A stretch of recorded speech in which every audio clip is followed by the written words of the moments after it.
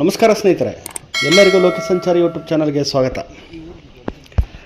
ಸ್ನೇಹಿತರೆ, ನಾವು ಇವತ್ತು ಬಂದಿರುವಂಥ ಜಾಗ ಎಂಥ ಅದ್ಭುತವಾದ ಜಾಗ ಅಂತಂದರೆ ಕನ್ನಡಿಗರೆಲ್ಲ ಹೆಮ್ಮೆ ಪಡುವಂಥ ಒಂದು ಜಾಗ. ಕನ್ನಡಿಗರ ಹಾಗೂ ನಮ್ಮ ಕನ್ನಡದ ಹೆಮ್ಮೆಯ ರಾಷ್ಟ್ರ ಕವಿಗಳು, ವಿಶ್ವ ಮಾನವ ಸಂದೇಶವನ್ನು ಸಾರಿದಂತಹ ಕುವೆಂಪು, ಕುಪ್ಪಳ್ಳಿ ವೆಂಕಟಪ್ಪ ಪುಟ್ಟಪ್ಪ ಇವರ ಮನೆಗೆ ಬಂದಿದ್ದೀವಿ. ಇವತ್ತು ನಾವು ಬಂದಿರೋದು ಕುಪ್ಪಳ್ಳಿಗೆ. ಕುವೆಂಪು ಅವರ ಮನೆಯನ್ನು ನೋಡೋಕ್ಕೆ ಸಲುವಾಗಿ ಇವತ್ತು ನಾವು ನಮ್ಮ ಪ್ರವಾಸದ ಪ್ರಮುಖವಾದ ಒಂದು ಸ್ಥಳ ಅಂದರೆ ಇದೆ. ನಮಗೆ ಏನಂದರೆ, ಬೇರೆ ಥರ ಹೇಳಿದ್ರೆ ತಪ್ಪು ತಿಳ್ಕೊಬೇಡಿ, ಪುಣ್ಯಕ್ಷೇತ್ರಗಳಿಗೆ ಭೇಟಿ ಕೊಡೋ ಹಾಗೆ ಇದು ನಮಗೆ ಒಂಥರ ಪುಣ್ಯಕ್ಷೇತ್ರ ಇದ್ದಾಗೆ. ಹಾಗಾಗಿ ಕುವೆಂಪು ಅವರ ಮನೆಗೆ ಬಂದಿದ್ದೀವಿ. ನಾನು ಹೆಚ್ಚಿಗೆ ಮಾತಾಡೋದಿಲ್ಲ. ಈ ಕುವೆಂಪು ಅವರ ಮನೆಯ ವಾತಾವರಣದ ಸುತ್ತ ಸುಮ್ಮನೆ ಹಾಗೆ ತೋರಿಸ್ಕೊಂಡು ಹೋಗ್ತೀನಿ. ಯಾಕಂದರೆ ಇಂಥ ಕವಿಗಳ ಬಗ್ಗೆ ಮಾತಾಡೋಷ್ಟು ದೊಡ್ಡ ವ್ಯಕ್ತಿ ನಾನಲ್ಲ. ಯಾಕಂದರೆ ನನಗೆ ಅಷ್ಟೊಂದು ವಿವರಣೆ ಕೊಡುವಷ್ಟು ವ್ಯಕ್ತಿತ್ವನೂ ನನಗಿಲ್ಲ, ಅಷ್ಟು ತಿಳುವಳಿಕೆನೂ ನನಗಿಲ್ಲ. ಹಾಗಾಗಿ ಸುಮ್ಮನೆ ಹಾಗೆ ತೋರಿಸ್ಕೊಂಡು ಹೋಗ್ತೀನಿ. ಯಾಕಂದರೆ ಕುವೆಂಪು ಅವ್ರ ಬಗ್ಗೆ ನಾವೇನು ಹೇಳೋ ಅಂಥದ್ದೇನಿಲ್ಲ. ಯಾಕಂದರೆ ಎಲ್ಲ ಪ್ರತಿಯೊಬ್ಬರಿಗೂ ಗೊತ್ತಿರೋ ಅಂಥದ್ದೇ. ಅವರ ವಿಚಾರಧಾರೆಗಳು, ಅವರು ಹೇಳಿರ್ತಕ್ಕಂಥ ವಿಷಯಗಳನ್ನು ನಾವು ಆ ವಿಚಾರಗಳನ್ನು ಇಟ್ಕೊಂಡು ನಾವು ಜೀವನ ಮಾಡ್ಕೊಂಡು ಹೋದರೆ ಸಾಕು. ಯಾಕಂದರೆ ಅವ್ರು ಹೇಳಿರ್ತಕ್ಕಂಥ ವಿಚಾರಗಳು ಆಗಿದೆ. ನೋಡಿ ಎಷ್ಟು ಅದ್ಭುತವಾದಂಥ ದೃಶ್ಯ. ಕುವೆಂಪು ವಿಶ್ವ ಮಾನವ ಸಂದೇಶ. ಸ್ನೇಹಿತರೆ, ನಿಜವಾಗ್ಲೂ ಈ ಜಾಗಕ್ಕೆ ಬಂದರೆ ಕಳೆದೋಗ್ತೀರಾ. ಯಾಕಂದರೆ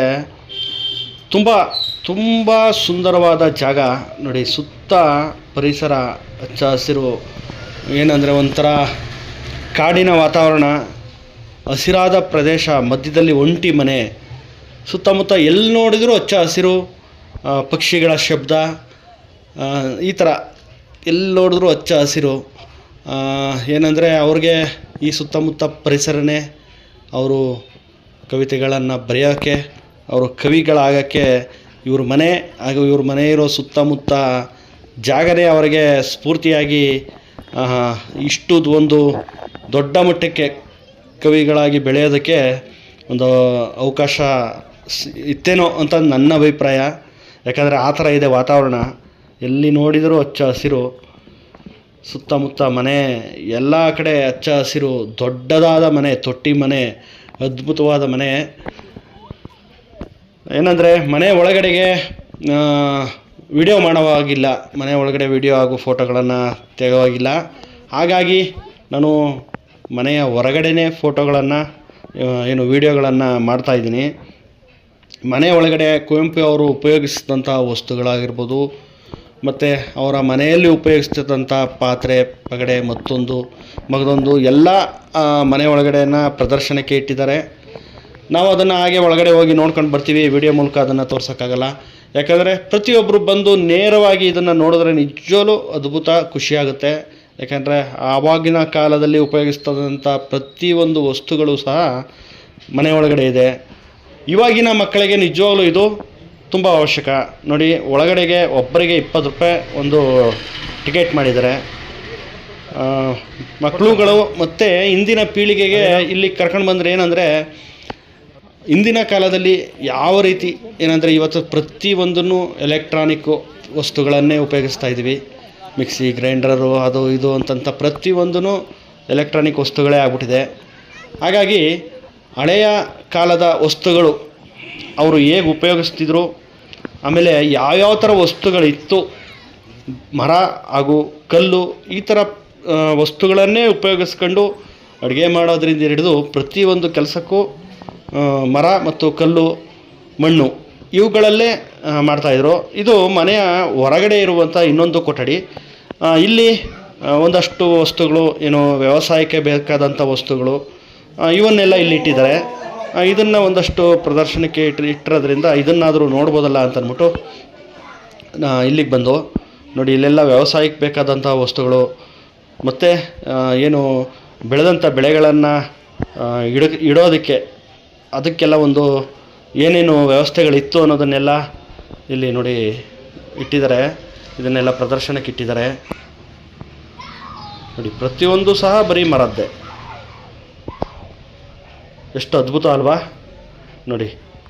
ರಾಗಿ ಬೀಸೋ ಕಲ್ಲು, ಎಲ್ಲ ಕಲ್ಲುಗಳು, ಆಮೇಲೆ ಬೆಲ್ಲದ ಅಚ್ಚಿನ ಮಣೆ, ಎಷ್ಟು ಅದ್ಭುತವಾಗಿದೆ. ಅಂದರೆ ಇದನ್ನೆಲ್ಲ ಇವತ್ತಿನ ದಿನ ನೋಡೋದಕ್ಕೆ ನೋಡಿ ಅದೇ ಈ ಥರ ಒಂದು ಪ್ರದರ್ಶನಕ್ಕೆ ಇಟ್ಟಿರೋ ಹಾಗೆ ಆಗಿಬಿಟ್ಟಿದೆ. ಹಳ್ಳಿಗಳಲ್ಲಿ ಇವತ್ತಿನ ದಿನ ಇವೆಲ್ಲ ಯೂಸ್ ಮಾಡ್ತಾರೋ ಉಪಯೋಗಿಸ್ತಾರೋ ಇಲ್ವೋ ಗೊತ್ತಿಲ್ಲ. ಅಲ್ಲೂ ಸಹ ಎಲ್ಲ ಮಿಕ್ಸಿ, ಗ್ರೈಂಡರ್ಗಳು, ವಾಷಿಂಗ್ ಮಿಷಿನ್ಗಳೆಲ್ಲ ಬಂದ್ಬಿಟ್ಟಿದೆ. ಇವತ್ತಿನ ಕಾಲದಲ್ಲಿ ಈ ಥರ ವಸ್ತುಗಳು ಉಪಯೋಗಿಸ್ತಾರೋ ಇಲ್ವೋ ಗೊತ್ತಿಲ್ಲ. ನೇಗಿಲು ಮತ್ತು ಇಲ್ಲೆಲ್ಲ ಒಂದಷ್ಟು ಜಮೀನಿಗೆ ಬೇಕಾದಂಥ ಪದಾರ್ಥಗಳಿದೆ.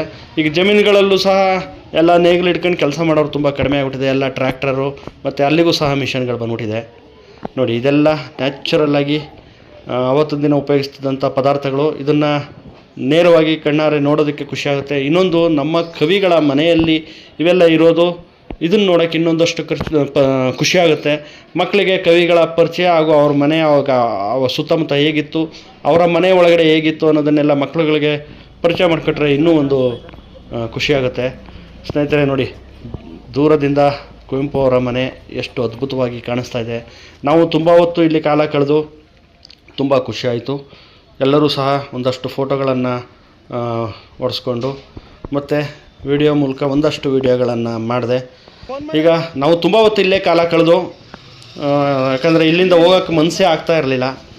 ಆದರೂ ಇನ್ನು ಮುಂದಿನ ಪ್ರಯಾಣ ಬೆಳೆಸ್ಬೇಕಲ್ಲ, ಹಾಗಾಗಿ ಎಲ್ಲ ಹೊರಟು.